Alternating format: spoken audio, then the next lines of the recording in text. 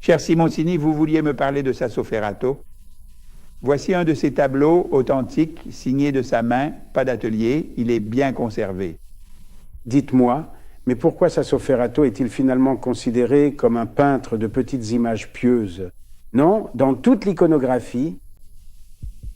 Non, je dirais qu'il a été considéré ainsi parce que Sassoferrato a subi un terrible déclin dans l'opinion commune pour diverses raisons. Tout d'abord, c'est un peintre profondément religieux et connu pour ses images sacrées.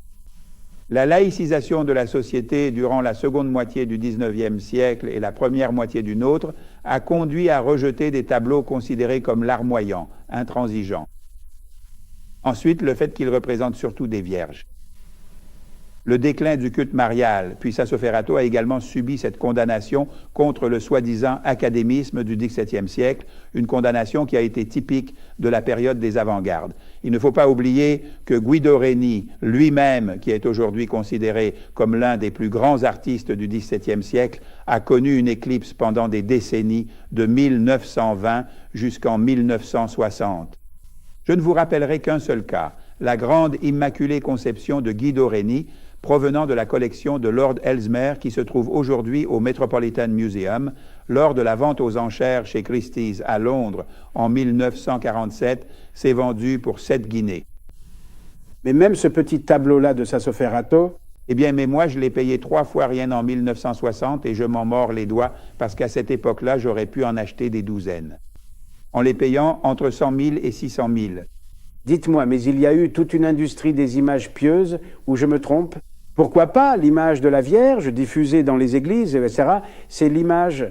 Bien sûr, il a été beaucoup copié parce que c'est un peintre éminemment sacré et surtout catholique, et en particulier de ce catholicisme particulier qui est issu de la contre-réforme tridentine.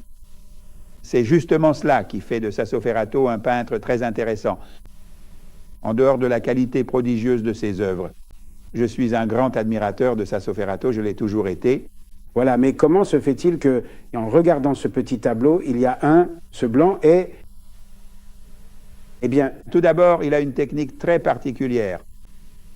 Vous avez raison, le blanc n'est pas blanc. Il y a toujours une sorte de ton doré, de ton lumineux, qui est obtenu en mélangeant des gouttes d'ocre au blanc. Il n'est jamais d'un blanc pur. Il possède alors une technique émaillée, impeccable, parfaite.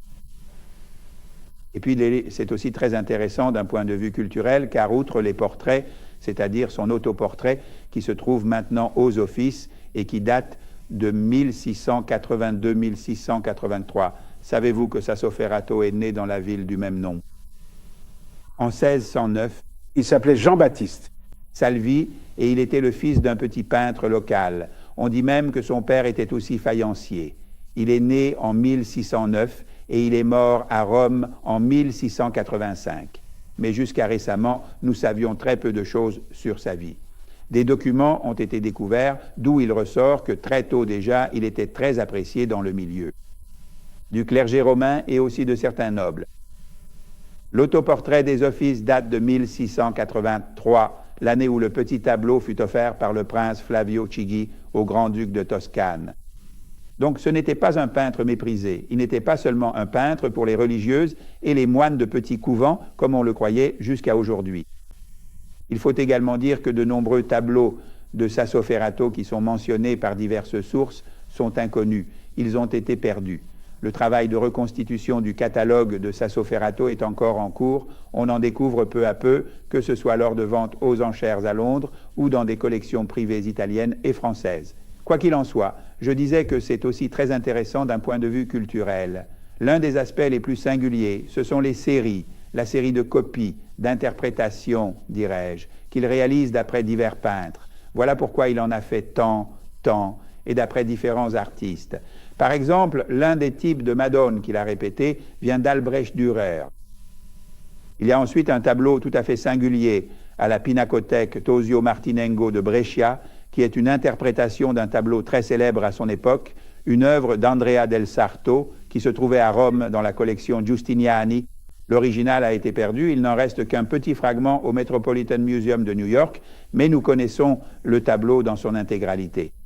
D'après une gravure de Blumhardt, Et le tableau de Brescia est une superbe interprétation, je dirais dans une veine puriste, du tableau d'Andrea del Sarto. Nous avons ensuite la Sainte Apolline de Timoteo Viti, dont il existe une version très abîmée et dont on connaît de nombreuses autres versions. Nous avons ensuite des copies de Raphaël, de la Déposition, de la Prédelle, de la Déposition. Nous avons aussi des copies d'après L'Ospagna, il y en a une à Pérouse.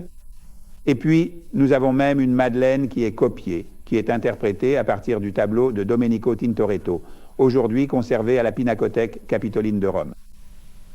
Mais ensuite, il y a une autre chose, le grand retable d'Asprea, autrefois appelé Asprea Sabina. Aujourd'hui, je crois qu'on l'appelle Asprea, et que j'ai moi-même fait restaurer en 1950 au milieu de la dérision générale. Beaucoup de gens m'ont dit « Mais pourquoi vas-tu gaspiller l'argent de l'État pour faire restaurer une croûte de ce niveau ?» Le tableau d'Asprea est une interprétation de la très célèbre image de l'Annonciation qui se trouve dans l'église du même nom à Florence. Pourquoi tout cela? Je crois que la gamme de modèles de Sassoferrato, des modèles qui souvent remontent à une époque plus ancienne, doit être mise en relation étroite avec la conception du temps qui est typique de la tradition judéo-chrétienne et qui est reprise par la contre-réforme. Vous savez que pour les anciens, le temps n'est pas rectiligne, il est cyclique, tandis que pour la tradition judéo-chrétienne, et de nos jours aussi pour le marxisme, le temps est rectiligne, il suit une seule voie. Pour les chrétiens, il commence au moment de la création, passe par le péché originel et se poursuit ensuite à travers une histoire continue jusqu'au jugement dernier qui viendra tôt ou tard. Or, la Renaissance avait rejeté cette interprétation rectiligne et linéaire du temps, en se référant plutôt au concept cyclique et récurrent du paganisme.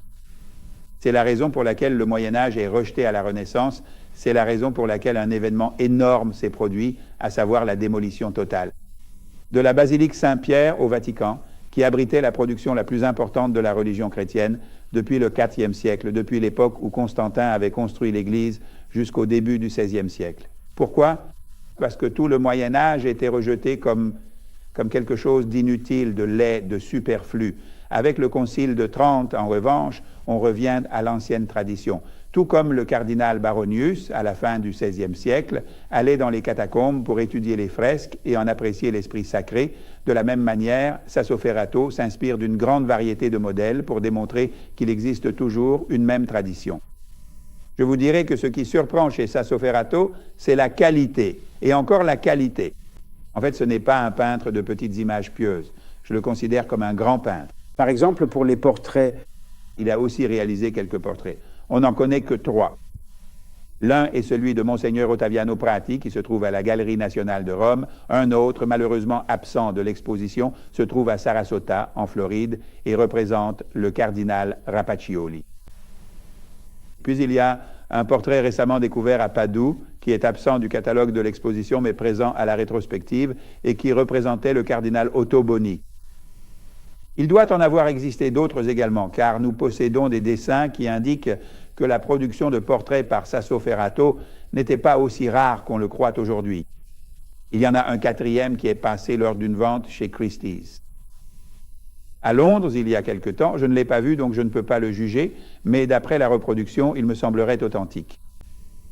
C'est un peintre qui a ensuite répété ces images de nombreuses fois, en dehors de certains modèles, surtout les grands retables, comme celui d'Ascrea, ou encore le magnifique retable exposé à l'église. Vous faites allusion à Sassoferrato, on s'est souvenu du tricentenaire de sa mort, avec 5 ans de retard, car il était mort en 1685. Au moment de l'anniversaire, j'ai suggéré à l'Imprimerie nationale, au ministère des Postes et des Communications, de créer un timbre. C'est moi qui ai proposé ce timbre. Timbre. Pour le 3e centenaire, la ville de Sassoferrato a donc inauguré une exposition. Ils ont pris du retard, mais ce n'est pas un reproche. Mieux vaut tard que jamais. Je trouve l'exposition très intéressante, très bien réalisée, avec un catalogue. Scientifique, bien sûr, avec quelques petites omissions, quelques petites erreurs, mais personne n'est parfait, et je pense que c'est une exposition à voir. Je l'ai vue 2 fois, et pour dire la vérité, la 2e fois, elle m'a plu encore plus que la première. Un groupe d'œuvres de peintres des marches du début du XVIIe siècle est également exposé, parmi lesquels des chefs-d'œuvre d'Orazio Gentileschi, des œuvres de Giovanni Francesco Guerrieri, de Ramacciani, de Simone de Magistris. Pour moi, cependant, Sassoferrato n'a rien à voir avec ces peintres locaux. Pour moi, Sassoferrato s'inspire surtout des images sacrées de Scipione Pulzone. Et cela, je l'ai déjà dit en 1959, c'est-à-dire qu'il applique, en se référant à ses maîtres qui ont dû être surtout Francesco Cozza et le dominicain, ce principe dont le théoricien fut Giovanni Antonio Giglio de Fabriano, le principe du mélange régulé. Giglio disait, les peintres du passé étaient religieux, mais peignaient mal. La foi aujourd'hui est meilleure, mais nous peignons mal, donc faisons des compositions anciennes avec des manières modernes. C'est ce que fait Sassoferrato, comme avant lui l'avait fait Scipione Pulzone. Il y a une continuité entre les deux. Quoi qu'il en soit, ce qui surprend chez Sassoferrato, c'est que toutes les versions de ses tableaux, lorsqu'elles sont autographes, témoignent de sa main. Il n'y a pas de participation d'atelier, ce qui est très étonnant. De certains tableaux, on connaît des douzaines de versions, mais elles sont toutes du même niveau. Ensuite, il y a aussi un fait curieux. Sassoferrato a été découvert. Il avait une maison. Donc, d'abord, il s'était marié en 1648, il avait 6 enfants, mais ce qui est curieux, c'est qu'il n'habitait pas dans le quartier des Vittori autour de la Piazza di Spagna, autour de la Via del Babuino. Via della Croce, il habitait Via Bacina, c'est-à-dire une rue qui aujourd'hui a presque disparu. Elle se trouve au Forum d'Auguste. Je me souviens parfaitement de la Via Bacina. Il y habitait un artisan qui réparait mon gramophone quand j'étais enfant et il se trouvait probablement dans la maison qui appartenait au Sassoferrato, donc il était en dehors du circuit, mais cela n'empêchait pas qu'il soit très apprécié dans le milieu ecclésiastique. On sait que la princesse de Rossano achetait ses tableaux très tôt, alors qu'il n'avait encore que la trentaine, puis il y a eu le tableau de Sainte-Sabine. Il a été commandé parce qu'un tableau attribué à Raphaël, qui avait été offert au cardinal Francesco Barberini, avait été retiré de l'autel, donc ce n'était pas un peintre peu connu, peu reconnu, c'est la démolition qui a changé cela, d'un certain type de peinture académique et de peinture sacrée. Puis, il y a un autre fait, Sassoferrato n'entre pas dans les schémas stéréographiques. Sassoferrato appartient à cette période que nous appelons le baroque. Il n'y a absolument rien de baroque, rien d'emphatique. Son espace est bien délimité, je dirais même qu'il s'agit encore d'un espace de la Renaissance. C'est donc un peintre qui est atypique. Et c'est aussi cela qui l'a fait condamner. Cependant, je dois mentionner un fait qui n'a pas été suffisamment souligné. À mon avis, Sassoferrato a dû beaucoup plaire à un peintre français du XIXe siècle, Ingres. C'est curieux, mais par exemple, dans la Vierge ovale de Vercelli, le résultat est presque celui d'un puriste. Il me semble vraiment que c'est un tableau digne d'Ingres, à part la technique émaillée, parfaite. Les formes de Sassoferrato sont irréprochables, absolument parfaites. En dehors de cela, même dans les traits de la Vierge, il me semble retrouver quelque chose qui me rappelle ce classicisme français du XIXe siècle. Ce tableau-là est un chef-d'œuvre. J'ai toujours considéré Sassoferrato comme un grand peintre. Je n'ai pas changé d'avis. En fait, l'exposition a confirmé mon opinion précédente. J'ai toujours pensé cela depuis le premier tableau que j'ai vu, même si je suis personnellement contre les images sacrées. Même si je ne suis pas croyant, je trouve Sassoferrato fascinant. Peintre qui m'enchante. Pourtant, elle a été négligée, car soyons francs, dans les encyclopédies, tant pis. Les encyclopédies et les manuels d'histoire de l'art arrivent toujours en retard, mais il sera très difficile de faire comprendre aux historiens de l'art qu'il est un grand peintre et un grand dessinateur.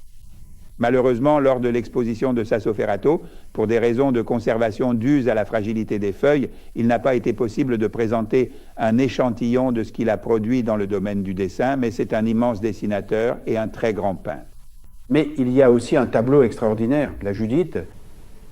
Un tableau d'une beauté incroyable, c'est celui qui se trouve dans l'église San Pietro à Pérouse, un tableau dans lequel il y a une sorte de magie chromatique.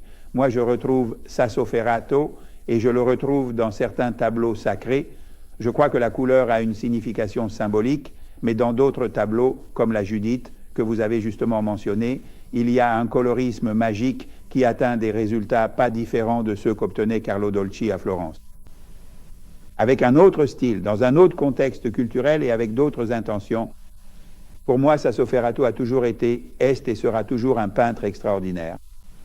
Mais n'y a-t-il pas quelque chose de précieux? Non, je ne le trouve pas. Lorsque la forme est aussi intense, rien n'est affecté. Depuis... Sentimental. Mais je ne trouve pas ça sentimental.